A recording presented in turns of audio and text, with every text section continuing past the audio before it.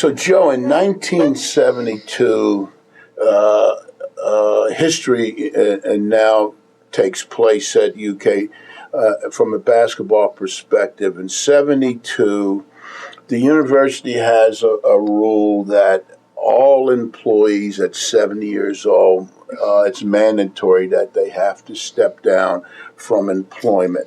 And so that put the university in an uncomfortable position where Coach Rupp now has to be forced to retire. I attended the last clinic that Coach Rupp ever spoke at, and I remember at the end, he said that when they forced me to retire, they might as well have taken me out and lowered me down the grave in the Lexington Cemetery because they took my life away from me. And so I look at that and Harry Lancaster goes up. He becomes the athletic director. And so you're chosen as the basketball coach. What in the hell were you thinking about walking? I mean, if you're talking about walking into a fire pit, boy, you did it. Well, after John Wooden retired, George, I made the statement, they should have hired me. Yeah. There's no reason to ruin two men's lives. Right. Be a legend follower takes a lot out of you and puts a lot of years on you. But I felt very well prepared. I'd been a head coach. I'd had success. I'd learned a lot from Coach Rupp. I was stepping into a program that was built on a sound foundation, one that had national acclaim. And with the work ethic that I had and believed in myself, I wasn't afraid of the job. Mm-hmm. And I was very confident that I would give the effort. And if I gave the effort and did it the right way, that the program would continue. Joe, what were your biggest challenges? Obviously, if you're any coach at UK is always going to have to deal with unusual and high expectations. But what were some of the biggest challenges those first couple of years for you? Well, you had to take over for an icon. Mm-hmm. You had to get the confidence of the players that you inherited. They were there on the squad. They were Coach Rupp's players. They had to become my players. There was a challenge of developing the following that you needed and the trust of your players. And I don't think there was anything in the X and O end of it that bothered me. I think more than anything, it was the demands that was created by the tradition, the level of expectation of the fans, and being able to meet that. It wasn't concerned about my knowledge of the game or ability to coach it and guide young people, but just if the people would adjust, would they accept me? Well, that was a big challenge. Mm-hmm. There was he had his way of doing things. Coach Rupp was a magnetic speaker, one that attracted great hordes of people to listen to him. He was quotable.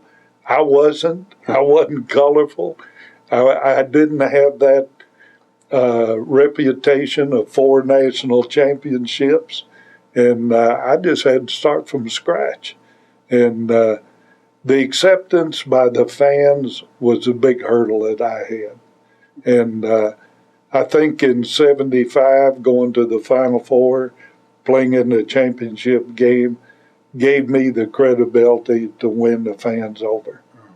But it took that. Mm-hmm. I had to have that kind of achievement somewhere early in my career to get the support from the fans that I needed. Joe, you transitioned from being the assistant coach to the head coach. How much did that change your relationship with Coach Rupp? Quite a bit. Mm-hmm. And Coach Rupp and I were very close. The 7 years that I worked for him, I worked very hard for him.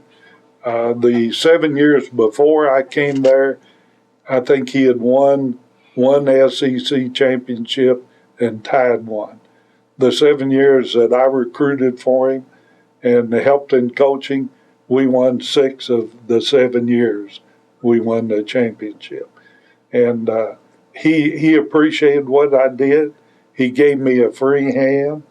He supported me in my efforts.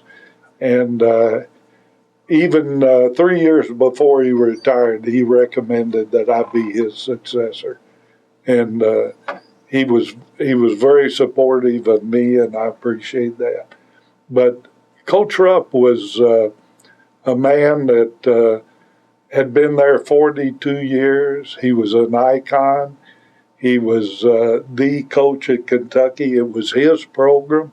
And naturally, anybody that had followed him would have had problems of meeting that standard in his eyes. And that was very difficult. I think going to the Final Four in 75 relieved that pressure, both from the fans and from Coach Rupp.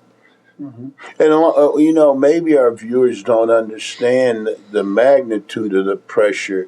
When Coach Rupp stepped down, he kept an office in the Coliseum. He kept his weekly TV show. And boy, here you're trying to transition into it. And yet every day you got to come to work, and he's right down the hall in an office, and he's got a weekly TV show competing with the Joe Hall show. Well, Coach Rupp, he had been such a success, and he had played for Fall Gallen at Kansas.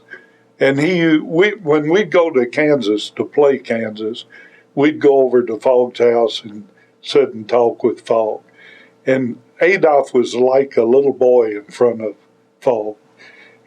He had such great respect for him as a coach and a mentor.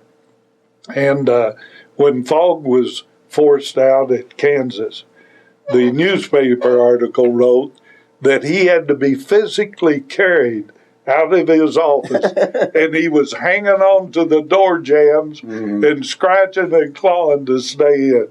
Well, Coach Rupp was pretty much the Same way. And it wasn't unusual for Coach Rupp to say on his show, after I'd had a tough road loss, he'd say, well, maybe if I'd have been there, I could have done something. And he truly felt that, and it was his program. I never tried to get out of his shadow or to fill his shoes. I had so much respect for Coach Rupp that when he criticized, I felt that I was honored. Right. And but on the other hand, he had taught me so much. It gave me so much confidence in what I was doing and following him.